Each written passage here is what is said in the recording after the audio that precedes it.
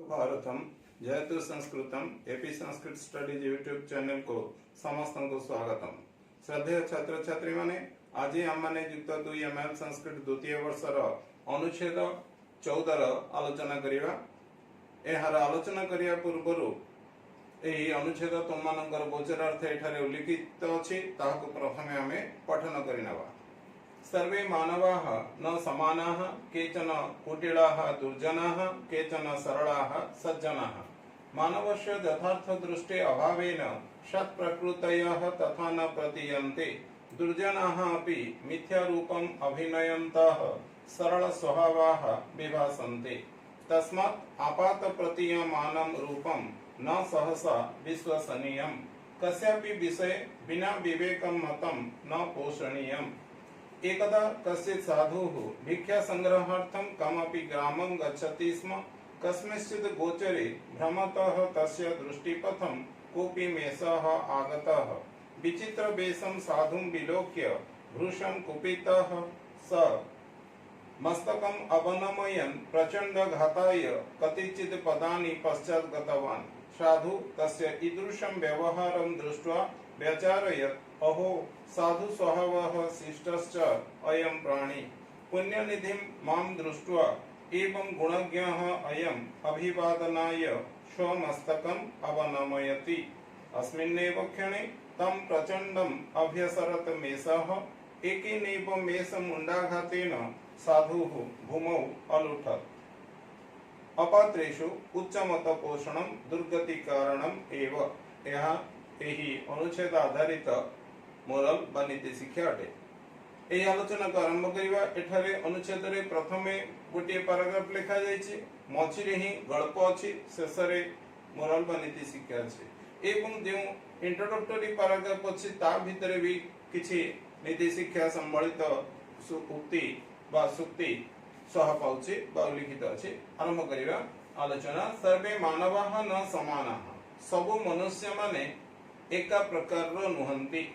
केचन कुटिलाः दुर्जनाः, केतेक खल प्रकृतिर ओ मंद लोक अटंती। केचन सरलाः सज्जनाः, केतेक सरल प्रकृतिर ओ उत्तम लोक बा भल लोक अटंती। मानवस्य यथार्थ दृष्टे हे अभावेन सत्प्रकृतयः तथा न प्रतीयन्ते। मनुष्यर यथार्थ दृष्टिर अभाव हेतुरु सत्प्रकृति संपन्न माने तथा न प्रतीयन्ते से भली भावरे बा कोनोसी प्रकारे न प्रतीयन्ते बुझा पड़ंती नहीं बा दृष्टिगोचर हुअंती नहीं। एठारे कहिबा बाहुल्य एही परि जे मनुष्यर मुह देखि से भल बा खराब निर्णय करिबा संभव नुहे अन्य कोनोसी मनुष्य द्वारा। दुर्जनाः अपि मिथ्या रूपम् अभिनयन्तः सरल स्वभावाः विभासन्ते। खल लोक माने बा मंद लोक माने मध्य मिथ्या रूपम अभिनयंत, मिथ्या रूप रे अभिनय प्रदर्शन करी बा जाको हम इंग्रजी रे कहूचे आर्टिफिशियल एक्टिंग करी बा संस्कृत रे जहा चाणक्य नीति रे लिखा जायछि विषकुंभ पयमुख भली व्यवहार प्रदर्शन करी सरल स्वभावाः विभासन्ते। सरल स्वभावी परी विभासन्ते देखा जानती बा दुनिया को बुझा पड़ंती। तस्मात् से हेतु आपात प्रतीयमानं रूपम न सहसा विश्वसनीयम। यह गोटे सुक्ति अटे। बाहर को देखा जाउथबा रूप बा स्वरूप सदा सर्वदा विश्वास योग्य नुहे। कस्यापि विषय कोनोसी विषय रे बिना विवेकम मतम न पोषणीयम। यह मध्य एक उक्ति बा उक्तिर पार्शियल बा किछि परिमाण रे हेल्प करूथिबा एक उक्ति अटे। कस्यापि विषय कोनोसी विषय रे बिना विवेकम मतम न पोषणीयम। विवेक अनुमोदित हेउ नथिबा मत बा विवेक बा हृदय बा बुद्धि अनुमोदन करू नथिबा मत न पोषणीयम अर्थात न ग्रहणीयम। आरंभ करिवा। एठारे मझिरे थिबा विषय वस्तुटी को बा गल्पटी को। एकदा कश्चित् साधु भिक्षा संग्रहार्थं कमपि ग्रामं गच्छति स्म। थरे केही जणे साधु वा सन्थ भिक्षा संग्रह निमित्त कमपि ग्रामं गच्छति स्म कौनसी एक गां को जाइथिले कस्मिंश्चित् गोचरे भ्रमतः तस्य दृष्टिपथं कोऽपि मेषः आगत कौनसी एक गोचर भूमि रे बा चरा भूमि रे बा खोला पड़िया रे बुलुथिबा अवस्थारे तस्य दृष्टिपथं कोऽपि मेषः आगत तांक दृष्टिपथारूढ़ हला कौनसी गोटिए मेंढाटिए विचित्र वेशम साधुम विलोक्य विचित्र वेशधारी साधु को देखी विचित्र वेश कहिबार कारण साधु हुए तो ऑरेंज कलर बा पिंक कलर बा हुए तो कला कलर एई भली पोशाक पिंधि थाई पारंती चिता चैतन बा भस्म विलिप्त होई पारिथांती नंदित मस्तक बा जटाजुट धारण करि पारिथांती तांका हातरे हुए तो चिमुटा एवं कमंडलू थाई पारे एवं खाली पाद युक्त बा काठ कठौ पिंधि थाई पारंती पादत्राण भावरे तेणुकरी एई भली विचित्र वेशधारी साधु को देखी भृशं कुपितः स अतिमात्रे क्रोधित होई जाइथिबा सेई मेंढाटी मस्तकम अवनमयन निजर मुंडकु अवनमित करी प्रचंड घाताय क्रोधवशत जोर रे आघात देवा उद्देश्य रे कतिचित पदानी केतेक पाद पश्चात गतवान पछकु चली गला साधु तस्य ईदृशं व्यवहारं दृष्ट्वा साधु जनक तस्य ईदृशं व्यवहारं दृष्ट्वा तार एई भली व्यवहार को देखी व्यचारयत विचार कले अहो साधु स्वभावः शिष्टश्च अयं प्राणी अहो आश्चर्य सूचक अव्ययपद एठारे साधु जनक तांक बुद्धि जो भली भावरे सेई बुद्धि मुताबक से चिंता कले अरे एही प्राणीटी निश्चय भावरे साधु स्वभावयुक्त व उत्तम स्वभावयुक्त ओ शिष्ट गुणयुक्त अटे पुण्य निधि माम दृष्ट्वा एव पुण्य गुण संयुक्ता व गुण परिपूर्ण मोते देखी ही गुणज्ञः अयम गुणग्राही व गुणर अनुमोदन करुथिबा गुण को प्रशंसा करुथिबा एही प्राणीटी अभिवादनाय सम्मान जणाइबा निमित्त अर्थात मोते सम्मान देवा निमित्त स्वमस्तकम अवनमयति निजर मस्तक को एभली अवनमित करुछि जेभली भावरे आमे जानिछे बुद्धिमान व्यक्ति माने पंडित जनन को देखिला बेले बा तांको ठारू अधिक पंडित जनन को देखिले मुंड नुआई नम्र भावरे बा भद्र भावरे तांको सहित आलाप आलोचना करंती एवं तांको यथार्थ सम्मान प्रदर्शन करंती एवं जदि आमे मिलिटरी बा एनसीसी विषय रे देखिबा उदाहरण नेबा ताले आमे जानिछे जेभली भावरे केही मिलिटरी बा एनसीसी पिला बा मनीष जतबेले तार अवार्ड बा पुरस्कार को से ग्रहण करिया को जाए से निज बसीथिबा स्थान रो प्रथमे ठिया होई जाए सावधान पोजीशन को आसे तापर राइट टर्न और लेफ्ट टर्न करी की जाए पुणी आवश्यक अनुसार राइट टर्न और लेफ्ट टर्न करी की जाए जतबेले से उदिष्ट स्थान रे अर्थात अतिथि सम्मुखस्थ हुए पुणी तांका सम्मुख को आवश्यक अनुसार लेफ्ट टर्न बा राइट टर्न करी सावधान पोजीशन करी से तांको सैल्यूट मारे जदि से सिविल ड्रेस रे थाए ताले से कांध दुईटी को टेकी एवं तार हिल पादर हिल दुईटी को टेकी से राम राम बोली कही सम्मान करे बा सम्मान प्रदर्शन करे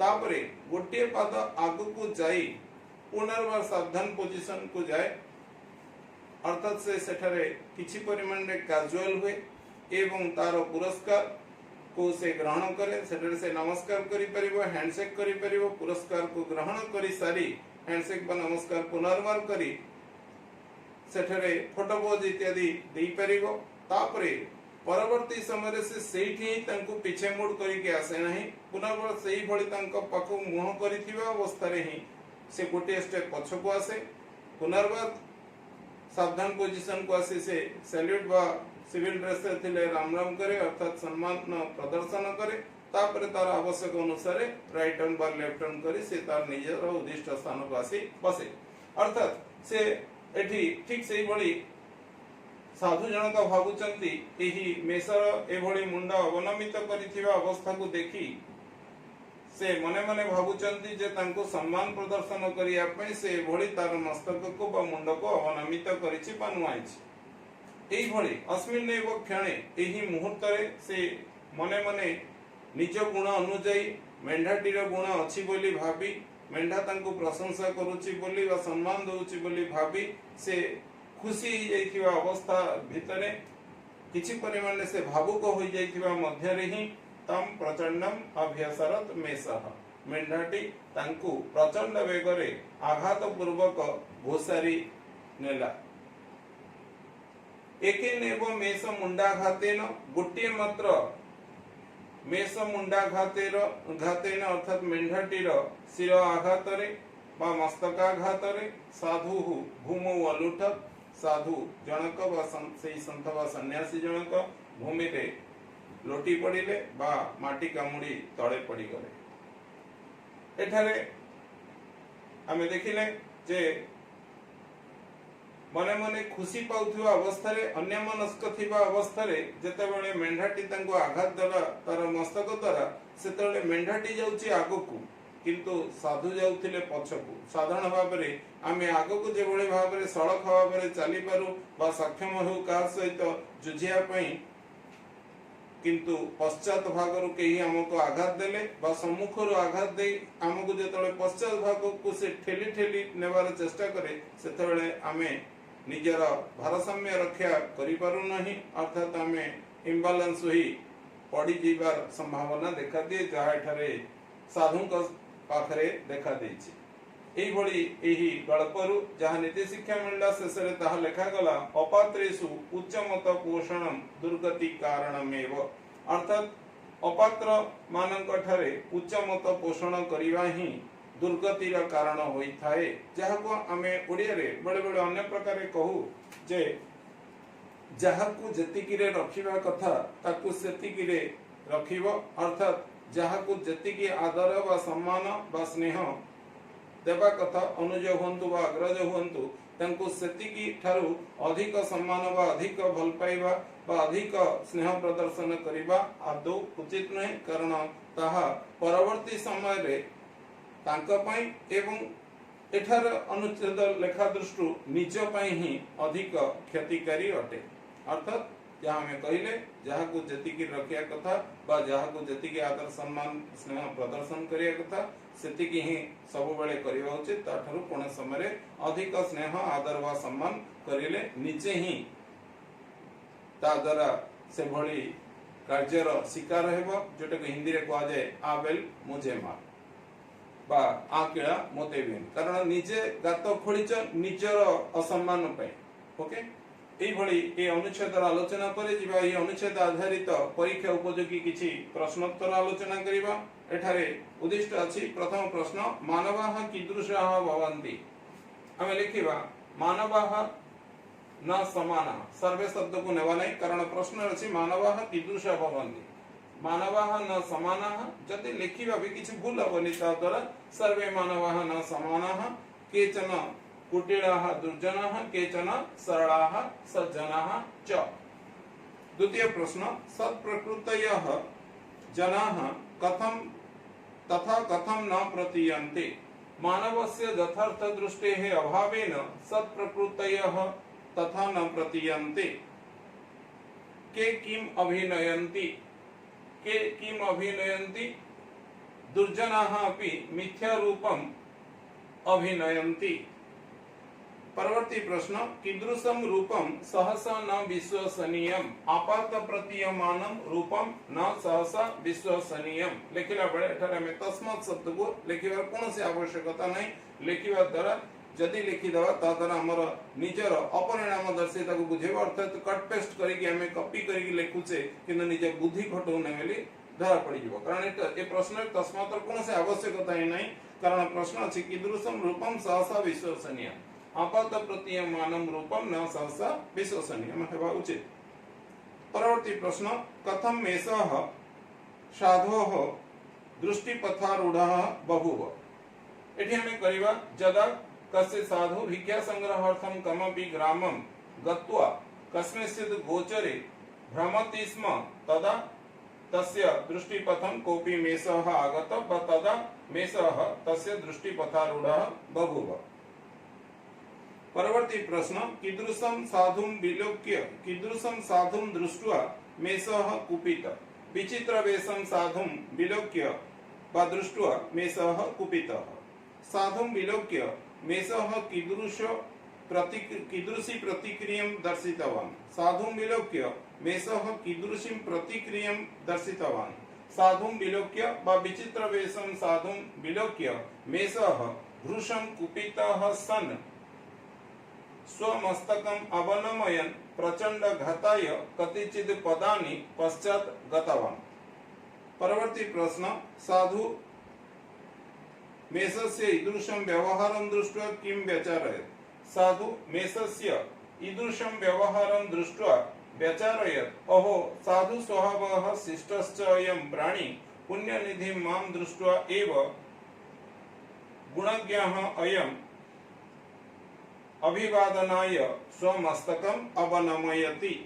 परवर्ती प्रश्न, कथं साधु भूमौ अलुठत्। एकेनैव मेषमुण्डाघातेन साधु भूमौ अलुठत्। शेष प्रश्न, अयम् अत्र का नीतिशिक्षा लभ्यते। अत्र इयं नीतिशिक्षा लभ्यते अपात्रेषु उच्चमतपोषणं दुर्गति कारणम् एव। एथिला एही अनुच्छेद नंबर 14 आलोचना एवं तत्संपर्कीय पद्धत आधारित प्रश्नोत्तर आलोचना।